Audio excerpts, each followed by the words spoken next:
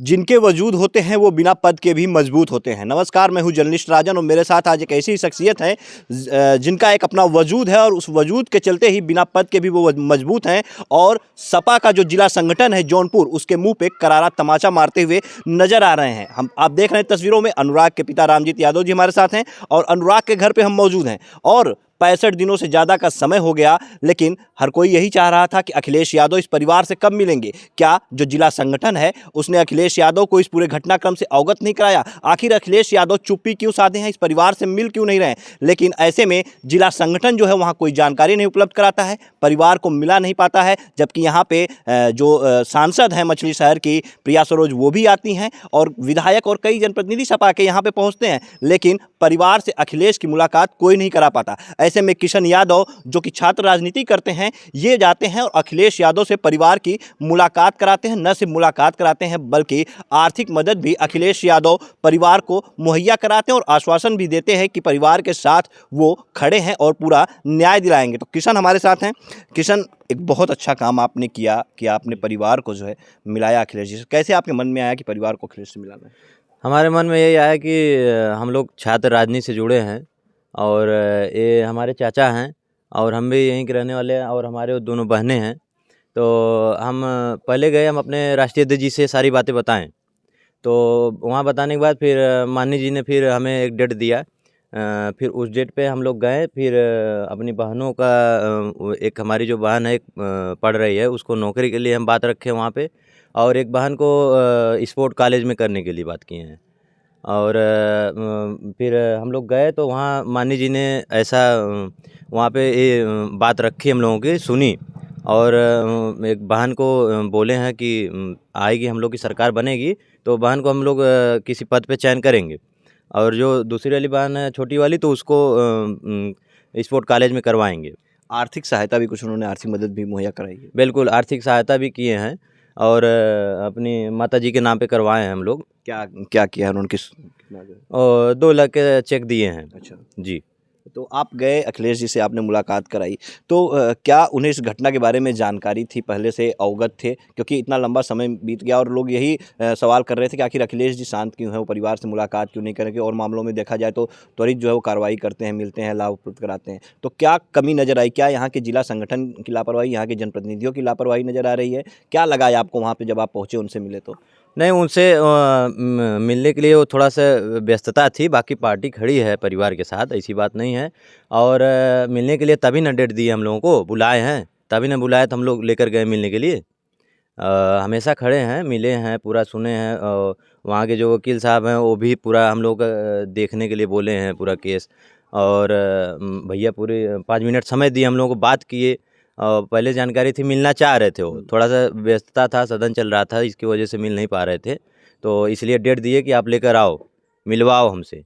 तो मुलाकात आपने कराई, आप वहाँ पहुँचे, तो क्या जैसे भीड़ में सबके बीच में मिले या फिर अकेले कमरे में जाकर के परिवार से मुलाकात की, किस तरह से किया? नहीं, नहीं, हम लोग को अकेले मिले थे। अच्छा। हम लोग को आइए समय दिए थे, हम लोग बैठाए थे। अच्छा। तो हम लोग बैठे थे, आए अकेले, हम लोग से मिले, पूरी हम लोग की बात सुने, पूरा मामला समझें। पिताजी से सुने हैं और बहनों की बात सुने हैं। बहनों का जो उनका नौकरी का था बात, वो भी सुने हैं। उसको आश्वासन दिए हैं कि अगर हम लोग की सरकार आ रही है तो एक बहन को सरकारी पद पे चयन करेंगे हम लोग। और बाकी छोटी वाली बहन को उसको स्पोर्ट कॉलेज में करने के लिए बोले हैं। स्पोर्ट्स कॉलेज में बहन को नौकरी दिलाएंगे सरकार आने के बाद। जी। और जो आप छात्र राजनीति आप कर रहे हैं, तो आप कहाँ से जो है पढ़ाई कर रहे हैं, क्या कुछ है, जरा अपना बैकग्राउंड बताइएगा? हम राज कॉलेज से बीएससी किए हैं और वहाँ से छात्र संघ चुनाव लड़े हैं। फिर उसके बाद हम बीएड फाइनल हैं और अब यही समाज सेवा के लिए निकले हम लोग। बाकी हमारा बीएड वही हुआ है। तो समाज सेवा के लिए आप निकले। जिस तरह से ये कांड, आपका गांव है और अनुराग कहीं न कहीं आपका भाई भी लगता था, तो इस कांड को, इसको कैसे देखते हैं, इस अपराध को कैसे देखते हैं आप? ये बहुत घिनौना अपराध है और हम भी घर के ही हैं। चाचा हमारे लगते हैं, तो इसलिए हम लोग हमेशा खड़े हैं। जितना हो सकेगा, हम लोग एक छोटे कार्यकर्ता हैं, समाज सेवा के लिए निकले हैं। हम लोग छात्र राजनीति से जुड़े हैं, पढ़े लिखे हैं हम लोग, और वो हमारे दोनों बहनें हैं। जितना हमसे हो सकेगा हम लोग करने के लिए खड़े हैं।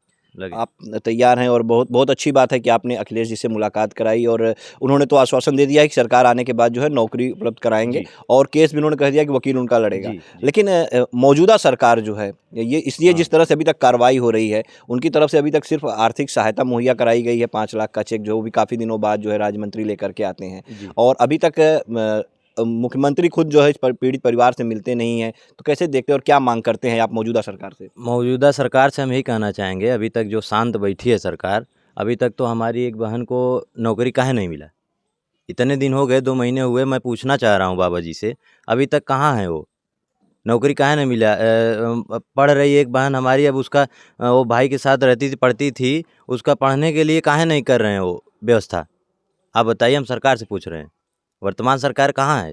और काहे नहीं मिली अब तक? बाकी हमारे माननीय जी तो बिना सरकार में रह के अखिलेश यादव जी ने मिला इतना आश्वासन दिया और मदद किया, बाकी अभी वर्तमान सरकार अभी कहाँ है?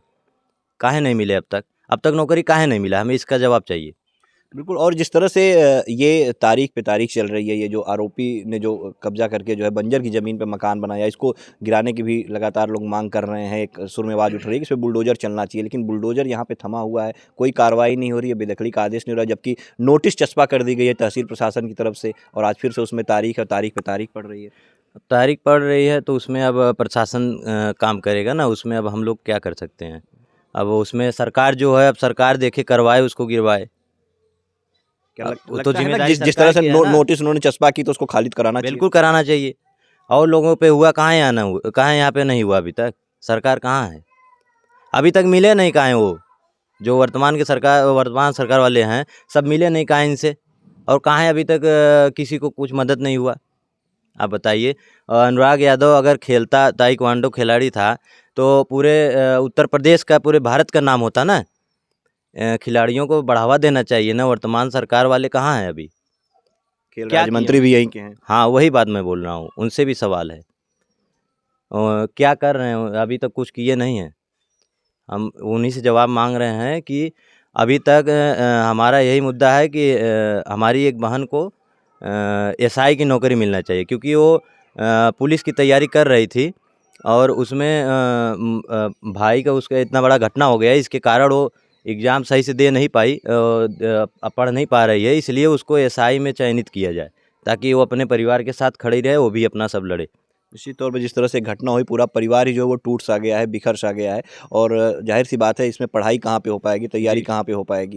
लेकिन आप अब जब अखिलेश से मिले हैं और परिवार मिला है तो उम्मीद की किरण नज़र आ रही है कि अब चूँकि ये कहा बिल्कुल। जाता है कि अगर विपक्ष के नेता सक्रिय हो जाते हैं, एक्टिव हो जाते हैं तो सत्ता जी। पक्ष कुछ न कुछ कार्रवाई करने पे विवश हो जाता है। जी। और अभी तक जैसे विपक्ष शांत बैठा हुआ था, अब अखिलेश जी की एंट्री होने के बाद कहीं न कहीं अब कार्रवाई तेज़ होगी, आपको भरोसा है? अखिलेश भैया पूरा आश्वासन दिए हैं और हमेशा पार्टी का दरवाज़ा खुला है। जब भी कुछ होगा वहाँ पे हमेशा खड़े हैं भैया। हमेशा परिवार के साथ खड़े हैं। बोले हैं हमेशा आइए, कुछ भी हो, पार्टी के लोग भी खड़े हैं, साथ हैं हम लोग। अच्छा क्या वहाँ पे कुछ दर्ज वगैरह भी नोट वगैरह भी करके रखे हैं बहनों की हाँ, नौकरी के बिल्कुल। लिए उन्होंने?